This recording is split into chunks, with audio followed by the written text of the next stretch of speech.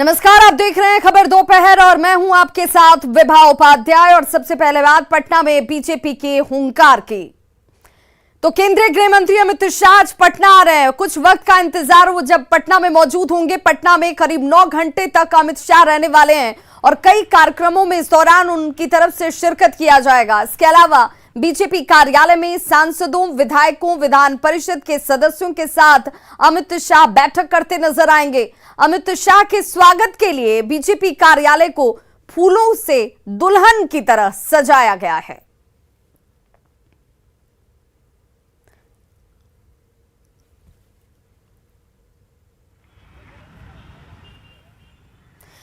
तो बीजेपी के सभी मोर्चों की 2 दिवसीय बैठक, जिसमें आज दूसरा दिन जब समापन संबोधन के लिए अमित शाह की मौजूदगी अब से थोड़ी ही देर बाद पटना में नजर आएगी। केंद्रीय गृह मंत्री अमित शाह पटना पहुंच जाएंगे, जिसे लेकर पटना एयरपोर्ट पर भी तमाम बीजेपी के बड़े नेताओं के साथ कार्यकर्ताओं की मौजूदगी है। और थोड़ी ही देर में अमित शाह पटना पहुंचने वाले हैं। बीजेपी के कई नेता और कार्यकर्ता इस वक्त पटना एयरपोर्ट पर मौजूद हैं।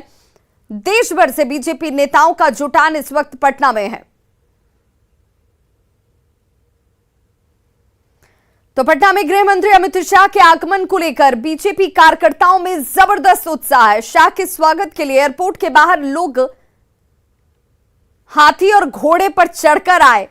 अब से थोड़ी ही देर पहले पटना में भगवा में तैयारी का जायजा लिया न्यूज 18 संवाददाता रवि एस नारायण ने। गृह मंत्री अमित शाह का आज पटना पहुंचने वाले हैं और उसके स्वागत की तस्वीरें जरा देखिए।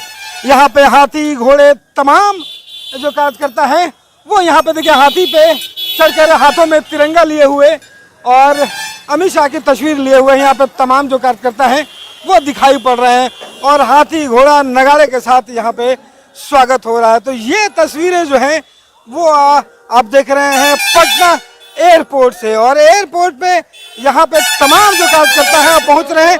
और सबसे जो विशेष बात ये है कि सबके हाथों में आप तिरंगा देखेंगे और तिरंगे की शान में तिरंगा हाथों में लिए हुए तमाम जो लोग हैं वो यहाँ पे दिखाई पड़ रहे हैं। और हाथी घोड़ों के साथ जो है वो यहाँ पे तमाम कार्यकर्ता कहाँ से पहुँचे हुए हैं? हम बेली रोड मंडल सगुना और हम बेली रोड मंडल के महान मंत्री मुक्तिनारायण यादव, बहुत खुशी अमित शाह के स्वागत के लिए हम लोग एमपी साहब हमारे माननीय पाटलिपुत्रा के संसद राम कृपाल यादव के नेतृत्व में हम लोग यहाँ पहुँचे हुए हैं। तो यहाँ पे आप देख रहे हैं कि घोड़े पे सवार होकर यहाँ पे कार्यकर्ता पहुँचे हैं और तमाम कार्यकर्ताओं में जो उत्साह है वो देखते हुए बन रहा है। पटना से रवि एस नारायण की रिपोर्ट। और संवाददाता रवि एस नारायण हमारे साथ इस वक्त सीधे पटना एयरपोर्ट से जुड़ के हैं। रवि, जानकारी क्या मिल रही है, कितना और इंतजार करना होगा? तकरीबन 1:30 बजे का वक्त ही बताया जा रहा था जब अमित शाह पटना पहुंचने वाले थे। विलंब के वजह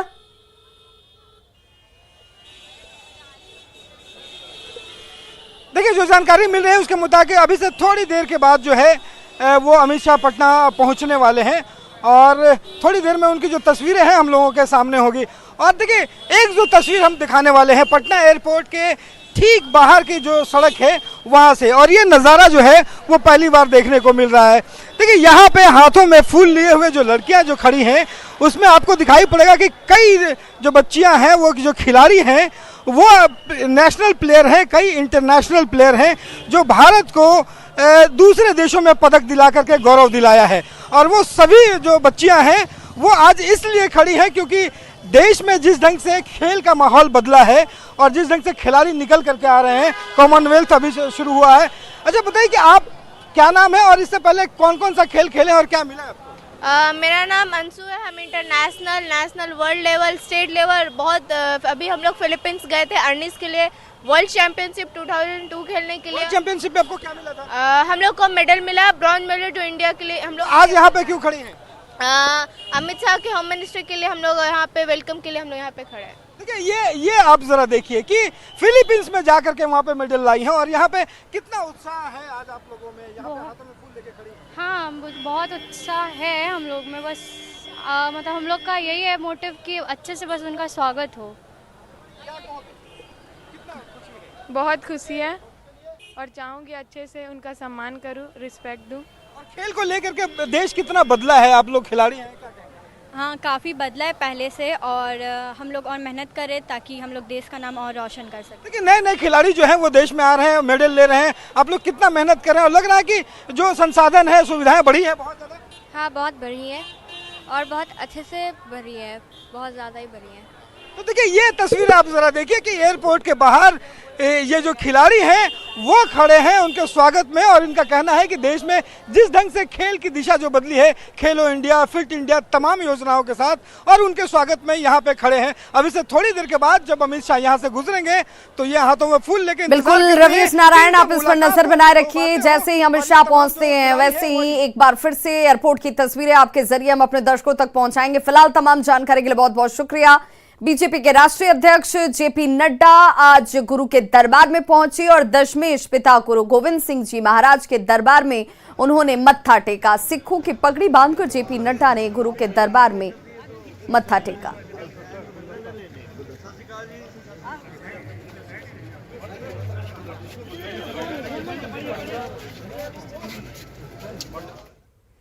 शुक्रवार को बंद और रविवार को खुली रहती है बाढ़ अनुमंडल के स्कूल। जी हां, राजकीय मध्य विद्यालय में चलने वाली उर्दू बालक स्कूल हो या फिर उर्दू प्राथमिक विद्यालय वाजिदपुर, यहां के 7 स्कूल रविवार को खुले रहते हैं। उर्दू प्राथमिक विद्यालय में महज 2 छात्र हैं जो अल्पसंख्यक हैं, बाकी सभी बच्चे हिंदू समाज से आते हैं। स्कूल की शिक्षकों के अनुसार ये कई सालों से यूं ही नियम के तहत चलता आ रहा है। संडे को स्कूल खुलता है क्या? हाँ, हम लोग का खुलता है।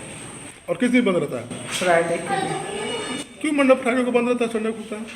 अब ये तो हम नहीं जानते हैं कि क्यों बंद रहता है, हमेशा से चला है, वैसे हम लोग चला रहे हैं। विद्यालय तो 7 हैं जिनको प्रातः ये शुक्रवार को विद्यालय बंद रखना है और हर एक रविवार को विद्यालय खोलना है। परंपरा जब से बिहार की स्थापना है तब से चली आ रही है।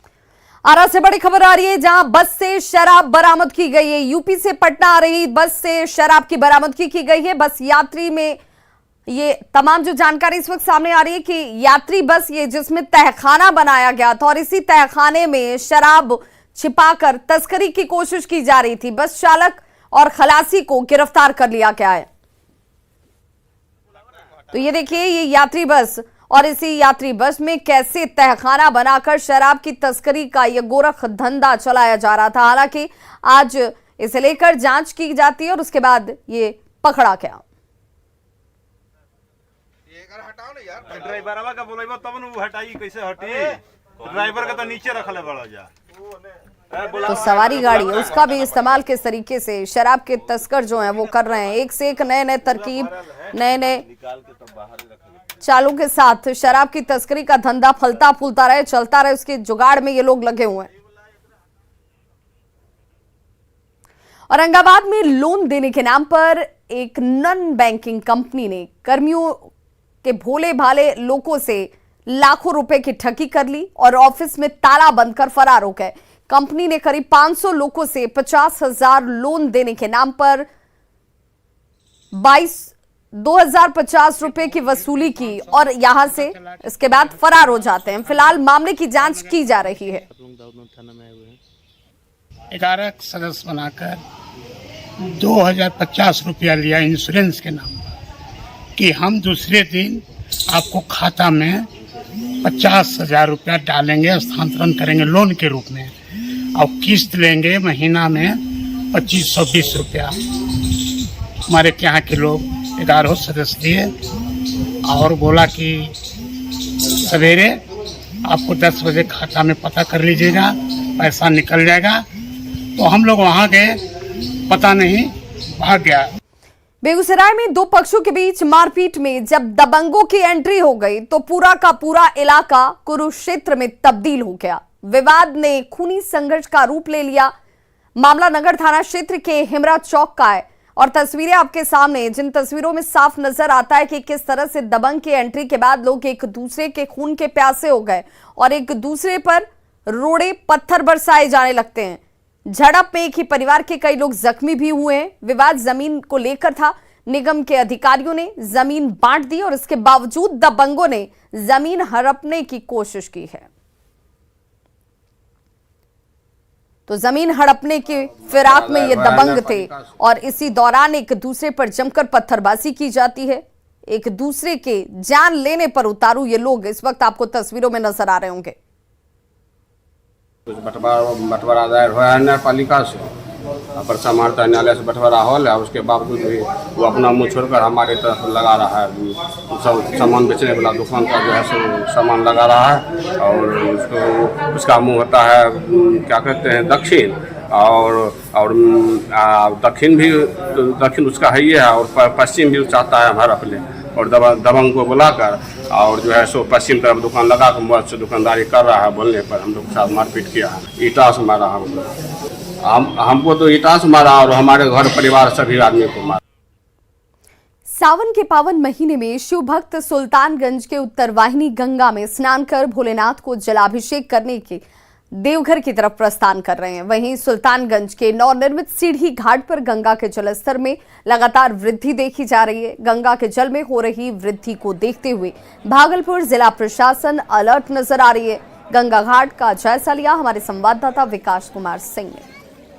के अलग अलग हिस्सों से सुल्तानगंज पहुंच रहे हैं श्रद्धालु और यहां से गंगा स्नान कर पैदल देवघर के लिए रवाना हो रहे हैं। और सुल्तानगंज के उत्तरवाहिनी गंगा तट पर मैं इस वक्त हूं और आप देख सकते हैं कि गंगा के जलस्तर में लगातार वृद्धि देखी जा रही है, जिसको लेकर भागलपुर जिला प्रशासन की ओर से बैरिकेडिंग की गई है और कांवरियों की सुरक्षा को देखते हुए SDRF और स्थानीय नाविकों की टीम को लगाया गया है, जिससे कि श्रद्धालुओं को परेशानी नहीं हो। कहाँ से आए हुए हैं आप लोग? देवघर से। गंगा के जलस्तर में लगातार वृद्धि हो रही है, कोई परेशानी नहीं हो रही है? नहीं, कोई परेशानी नहीं हो रही है। यहाँ का जिला प्रशासन बहुत अच्छा से व्यवस्था कर दिया है। जिस तरह से लगातार जलस्तर बढ़ रहा है और ऐसे में भारी भीड़ है और आप लोग स्नान कर रहे हैं, तो परेशानी होती है इस तरह? नहीं, कोई परेशानी नहीं होती है। आप लोग कहाँ से आए हुए हैं? हम भी देवघर से। गंगा के जलस्तर में वृद्धि हो रही है, यहाँ पे परेशानी हो रही है? DRF वाले हैं जो हम लोग की सुरक्षा करते हैं। सुरक्षा का व्यवस्था बढ़िया है, अच्छा है? जी जी, बहुत अच्छा है।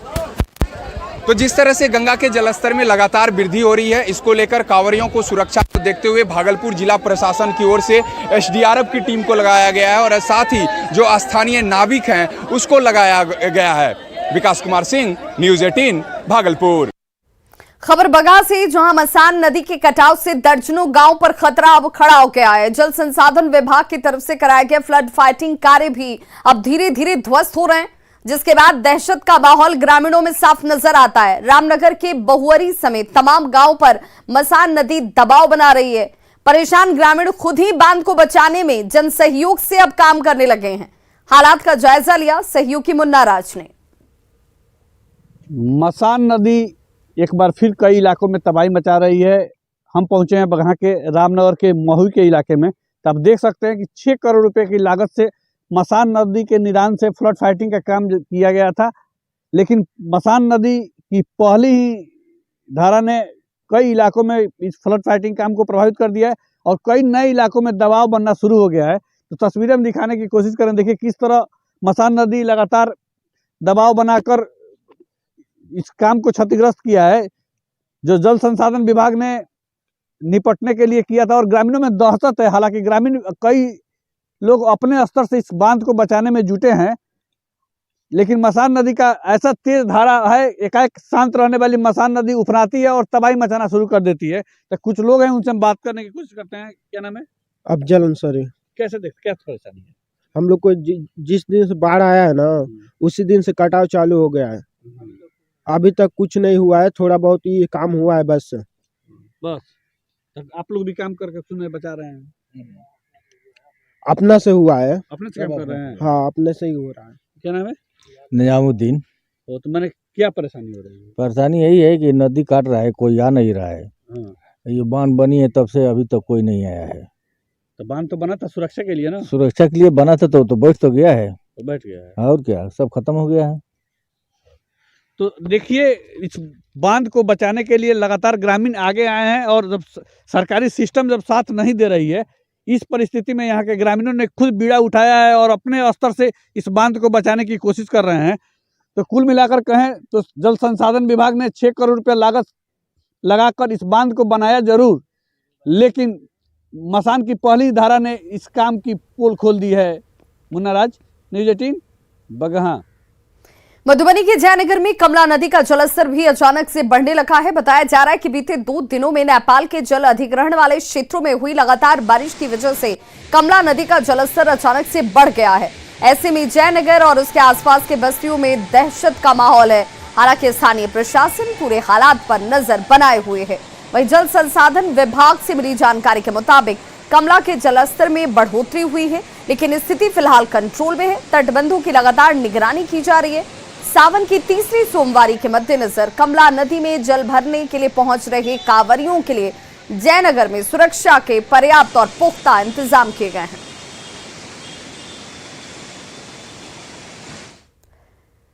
तो वहीं मुंगेर में कांवरिया पथ पर कुव्यवस्थाएं साफ नजर आ रही हैं। यहां बिजली कटने और जनरेटर की व्यवस्था के नहीं होने की वजह से डॉक्टर टॉर्च की रोशनी में मरीजों का इलाज करने के लिए मजबूर हैं।